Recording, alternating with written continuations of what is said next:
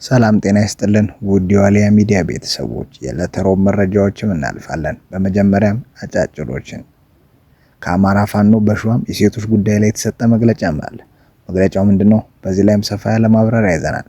ሰዓቱን ጠብቆ ወደ እናንተ ይደርሳል። በሌላ መረጃ 8ኛ ቀኑን በያዘው ዘመቻ አንድነት የአማራ ፋኖ በጎጃም ዛሬ በወራሪው ጠላት ላይ መብረቃዊ ጥቃት በመፈጸም ድልም ተቀናጅቷል። በዚህ ድልም የተለያዩ አውደ ውጊያዎችም ተካሂደዋል። የተደመሰሱም አሉ፣ የቆሰሉም አሉ። በዚህ ላይም ሰፋ ያለ ማብራሪያ ይዘናል። ሰዓቱን ጠብቆ ወደ እናንተ ይደርሳል። በሌላ መረጃ ፍርድ ቤት በፍቅር አጋሩ ግድያ በተጠረጠረው ድምፃዊ አንዱዓለም ጎሳ ላይም ተጨማሪ ምርመራ ጊዜም እንዲፈቀድለት ጠየቀ።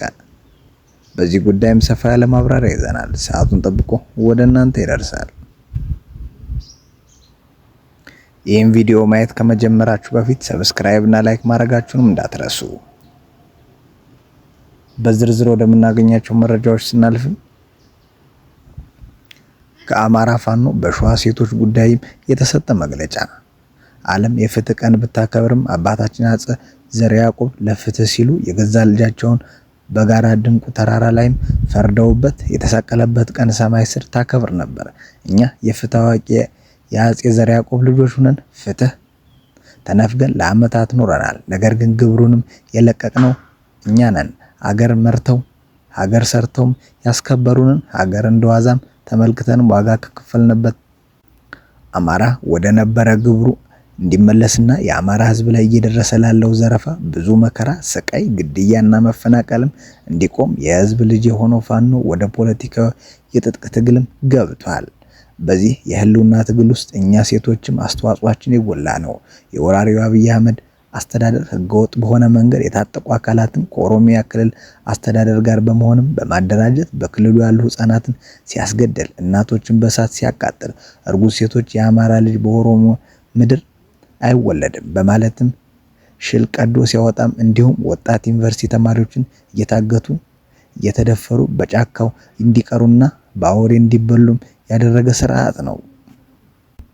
በ2013 ዓ.ም ከደምቢ ዶሎ ዩኒቨርሲቲ 20 ተማሪዎች በፋሽስቱ አብይ አህመድ ቅጥረኝነት ታጣቂዎችም ታግተው የተወሰዱ እና ዳብዛቸው የጠፋ ሲሆን በወቅቱ በስርዓቱ ላይ ከለቂቅ እስከ ደቂቅ ሁሉም ማህበረሰብ በሰላማዊ ሰልፍም ጥያቄውን ሲጠይቅ እንደነበረ የሚታወስ ነው።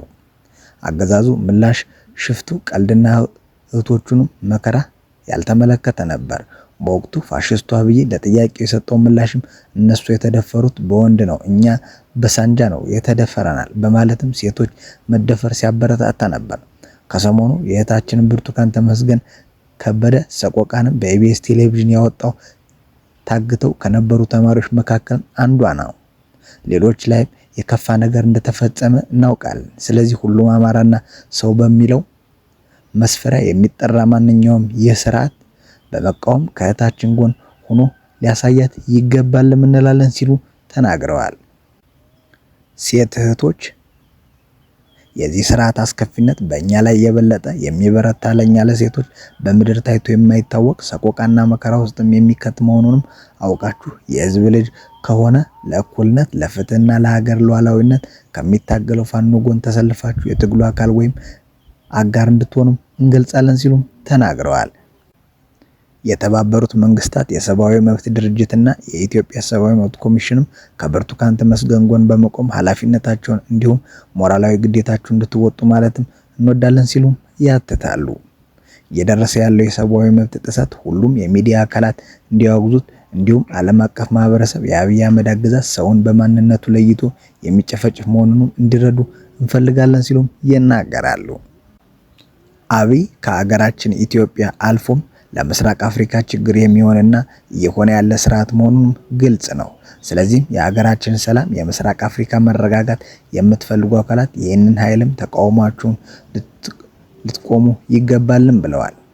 የአማራ ሚሊሻ፣ አድማ ብተና እና በመከላከያ ውስጥ ያላችሁ አማራዎችም አማራነትን በደምና በአጥንት ብቻ የሚሰጥ አለመሆኑን ተረድታችሁ በተግባር ወደ አማራ ፋኖ ከዚህም በፊት ታደርጉት እንደነበረው ተቀላቅላችሁ ይህንን ስርዓት እስከ መጨረሻው ልናስወግደው ይገባል። ምክንያቱም ነገ የእናንተ እህቶች ልጆችም ከክልሉ ውጭ ሄደው መማር ቢፈልጉም የሚገጥማቸው የብርቱካንና የጓደኞቿ እጣ መሆኑንም አውቃችሁ እንድትሄዱም እያልኩኝ ከዚህ በኋላ ግን የአማራ ባንዳ ላይ የምንወስደው እርምጃ የከፋ ይሆናል ሲሉም ተደምጠዋል። ስለዚህ የመጨረሻ ጥሪያችን በእህታችን ስቃይ እንደ እህታችን ስቃይ ወስዳችሁ የህዝብ ልጅ የሆነውን ፋኖን ተቀላቀሉ። የአማራን ሚስማር ሲመቱትም ይጠብቃል እንደሚባለው በጣም ጠንካራና የተደራጀን ሆነን ይህንን ስርዓት እስከ ወዳኛው ነቅለን ልንጥለው እንደሚገባም ሁላችንም በመረዳት ይኖርብናል። ስለሆነም ውድ የአማራ ወጣት ሴቶች ሆይም በትግል ላይ ከትግል ውጭ ያላችሁ እህቶቻችን በእህታችን ብርቱካን ተመስገንና ጓደኞቿ ላይ ለደረሰው እያንዳንዱ ስቃይ፣ እንግልት፣ መከራ በእኛ በሁላችንም ላይም የደረሰ መሆኑን በመገንዘብ ይህ ድርጊት እንዳይቀጥል በጽኑ የስርዓት ለውጥ እስኪመጣና በምትኩም ለህዝብ የሚበጅ ስርዓት እስክንከተል ይህንን ፖለቲካ የትጥቅ ትግልም በመቀላቀል ሁላችንም ኃላፊነታችን እንድንወጣና አሻራችንን በምናሳርፍ ከሆነ ታሪክ እንደሚወቅሰን በመረዳት ሁላችንም የአማራ ሴቶች ትግላችንን እንድትቀላቀሉ በተጨማሪ በዓለም ላይ ያላችሁ እህቶቻችን ድርጊቱን እንድታወግዙ በማለት መልእክታችንን እናስተላልፋለን ሲሉም ተናግረዋል። የአማራ ፋኖ በሸዋ የሴቶች ጉዳይ መምሪያ ኃላፊ ቀኛዝማች ትንቢት ኃይለማርያም። ወደ ቀጣዩ ውጊያ መረጃ ስናልፍም 8ኛ ቀኑን በያዘው ዘመቻ አንድነት የአማራ ፋኖ በጎጃም ዛሬ በወራሪው ጠላት ላይ መብረቃዊ ጥቃት በመፈጸም ድል ተቀናጅቷል። በዚህም መሰረት የአማራ ፋኖ በጎጃም 6ኛ ክፍለ ጦር በላይ ዘለቀ ብርጌድ፣ በረኛው ጅብላ ሙተራ ብርጌድ፣ ቀስተ ደመና ብርጌድ አማኑኤል ከተማ ባደረጉት ውጊያም ከጠዋት 12 ሰዓት እስከ 5 ሰዓትም የዘለቀ ሲሆንም በዚህ ውጊያ ላይም 80 የጠላት ኃይል ሲደመሰስ 24 የጠላት ኃይልም ቆስሏል። 16 ክላሽም ተማርኳል። 14 የጠላት ኃይልም ተማርከዋል ሲሉም ይናገራሉ። በአማራ ፋኖ በጎጃም 2ኛ ተፈራ ዳምጤ ክፍለ ጦር ዋሸራ ላይም ባደረገው ጥምር ማጥቃትም ዮሐንስ አለማየሁ ብርጌድ፣ መብረቁ ተፈራ ብርጌድ እና 1ኛ ክፍለ ጦር አንሙት ያዛቸው ብርጌድ እና አበረ አዳሙ ሻለቃም የተሳተፉ ሲሆን 23 የተደመሰሰ 18 የቆሰለ አንድ ዲሽቃ በመመታቱም ከጥቅም ውጭ በማድረግም ዋሸራ ከተማ ላይ የጠላትን አከርካሪ የሰበረ ውጊያም አድርገዋል። ይህ በእንዲህ እንዳለ በአማራ ፋኖ በጎጃም 4ኛ ጃዊ ክፍለ ጦርም በሰርጎ ገቡ ማጥቃትም ስልት ጃዊ ፈንደቃ ከተማ ላይ በወሰደው እርምጃም የስርዓቱ ዋና ቁንጮ የነበረው 2 ቀንደኛ አመራሮችም ተደምስሰዋል። በአማራ ፋኖ በጎጃም 8ኛ በላይ ዘለቀ ክፍለ ጦር ሳማ ብርጌድ ባደረገው አሰሳ ከደባርቅ ከተማ በቅርብ ርቀት ላይ የሚሊሻ ስልጠና ሲወስድ የነበሩ 11 የጠላት ኃይሎችም እስከ መሳሪያቸውም ተማርከዋል። በአማራ ፋኖ በጎጃም በርካታ ቀጠናዎች ህዝባዊ የንቅናቄ መድረክ ስራ በሰፊው የተሰራ ሲሆንም ጀግና የጎጃም አማራ ስርዓቱን እስከ መጨረሻው ለመፋለም ቁርጠኝነትን አሳይቷል። በቀጣይ ከአማራ ፋኖ የሚወጣው ማንኛውም የክተት ጥሪ በመቀበል ወራሪውን የአብይ አህመድ ኃይልም እጁን ይዘን የያዘውን መሳሪያ ለመቀበል ዝግጁ ነን የሚል ከፍተኛ መነሳሳት የተሞላበት አቋም አንጸባርቀዋል ብለዋል። የአማራ ፋኖ በጎጃም። ወደ ቀጣይ መረጃ ስናልፍም በፍቅር አጋሩ ቀነኒ አዱኛ ግድያ ተጠርጥሮ በእስር ላይ የሚገኘው ድምፃዊ አንዱዓለም ጎሳ ዛሬ መጋቢት 17 ቀን 2017 ዓ.ም ለሁለተኛ ጊዜ ፍርድ ቤትም ቀርቧል።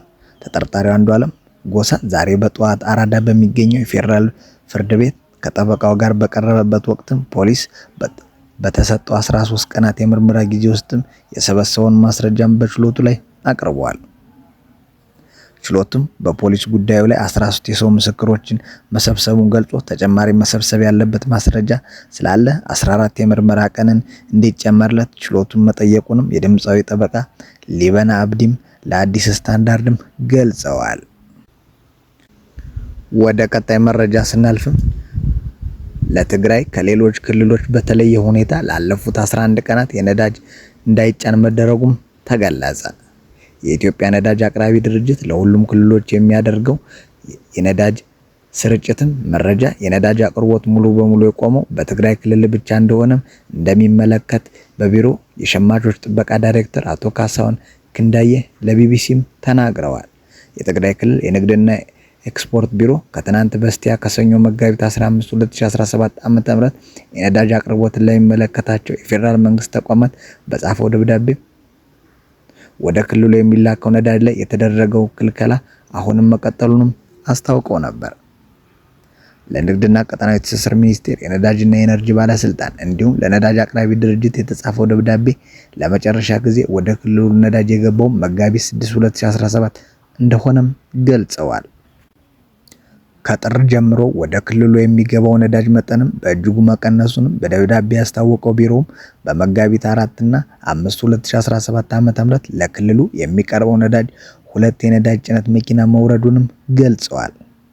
ይባስ ብሎ ከመጋቢት 6 2017 ዓ.ም ጀምሮ ወደ ትግራይ የተጫነ ነዳጅ አለመኖሩ ችግሩ እንዲቀጥል እና እንዲወሳሰብ እያደረገ መሆኑን ጠቅሷል።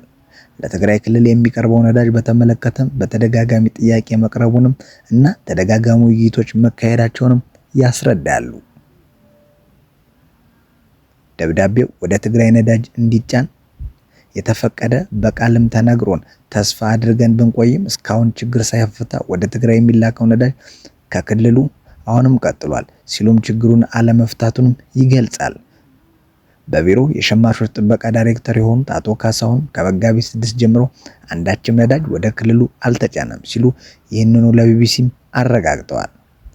የመቀለ ከተማ ነዳጅ ማደያዎችም ማህበር ሊቀመንበር አቶ ኪሮስ አባይም በተመሳሳይ የከተማው በስራ ላይ ያሉት 13 ማደያዎችም ለመጨረሻ ጊዜ ነዳጅ ያገኙት ከ2 ሳምንት በፊት መሆኑን ለቢቢሲ ተናግረዋል። አቶ ኪሮስ በባለቤትነት የሚያስተዳድሩት ነዳጅ ማደያ የመጨረሻው ነዳጅ አቅርቦት የሚያገኘው የካቲት 24 2017 ዓ.ም እንደሆነም ገልጸዋል። አቶ ኪሮስ ከዚህ ቀደም በነበረው አሰራር ማደያዎች የሚፈልጉት ነዳጅ መጠን በመግለጽም ለነዳጅ አቅራቢ ኩባንያዎች ገንዘብ እንደሚከፍሉምና እንደሚጭኑላቸውም ያስረዳሉ። እንዲጫንልን ብለን ጠይቀን ገንዘብ ከፍለን የከፈልነው ገንዘብ እዛው እንደቆመ ነው። በከተማው የሚገኙ ማደያዎች ገንዘብ ከከፈሉ በኋላ ነዳጅ እንዳላገኙ ገልጸዋል።